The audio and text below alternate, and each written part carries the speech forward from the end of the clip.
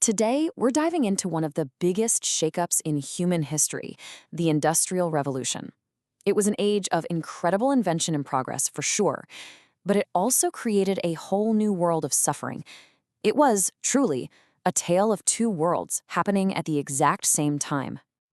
And that really gets to the heart of it, doesn't it? Because the story of industrialization isn't just about steam engines and factories. It's about us, about people. It's about how this massive wave of change could lift some people up to incredible new heights, while at the same time crush others under its weight.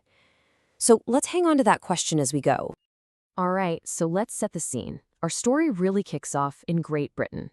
For centuries, life there was pretty much dictated by the seasons, by what you could grow on the land. But all of that was about to change. And not just a little bit. This was a complete, fundamental rewrite of daily life itself.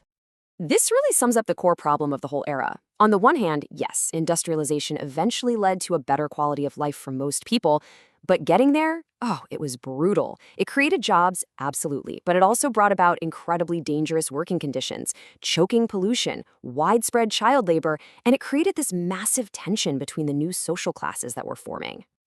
You could see this transformation most clearly in the cities. They just exploded. For millions of people, cities became these beacons of hope, promising a totally new and better life. But, as we're about to see, the dream and the reality were often worlds apart. So what was the big draw? Why did everyone rush to the cities? Well, for the first time in history, you could earn more money working in a factory than you ever could on a farm. And this wasn't just about scraping by. It was about actually getting ahead. This new income meant people could afford things that were pure luxury before, like buying new clothes or, just being able to heat their homes with coal. And this chart just shows the sheer scale of it all. It's kind of mind-blowing. In just 50 years, the number of big European cities, we're talking over 100,000 people, more than doubled. People were just pouring in from the countryside, all of them chasing that same dream. The problem was the cities weren't even close to being ready for them. And this was the harsh reality for so many. These cities grew so fast, there was no planning, no sanitation, no police, nothing. The streets were basically open sewers, just mud and filth. Garbage was just piled up everywhere. You'd have entire families crammed into a single room. And of course, with conditions like that came disease. Deadly epidemics like cholera would just rip through these slums on a regular basis. So this leads to a really stark question.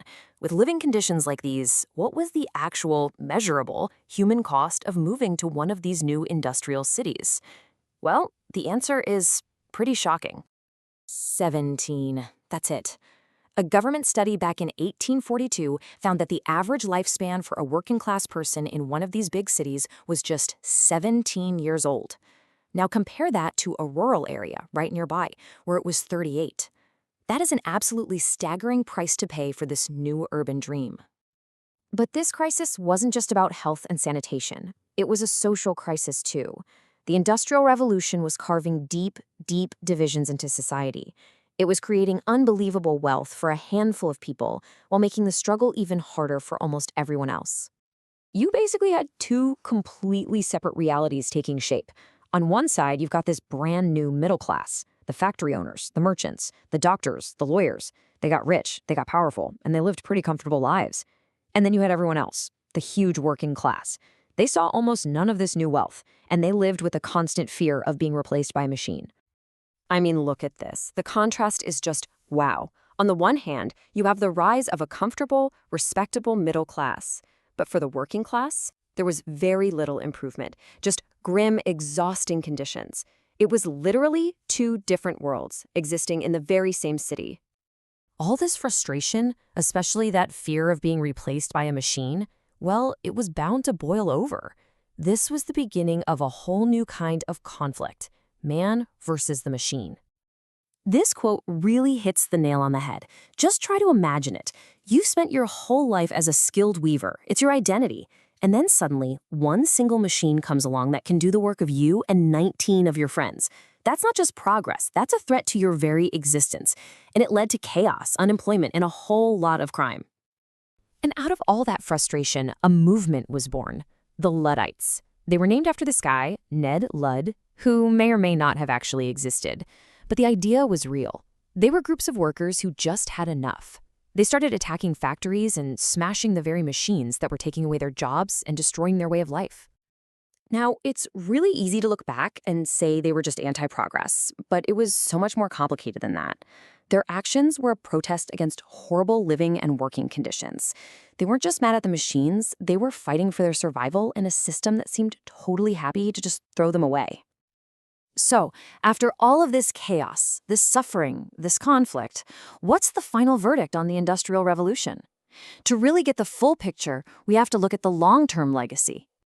Because for all the terrible problems it caused, the Industrial Revolution did have some huge positive effects in the long run. It created new kinds of jobs, it made nations wealthy, and it sparked this incredible way of invention.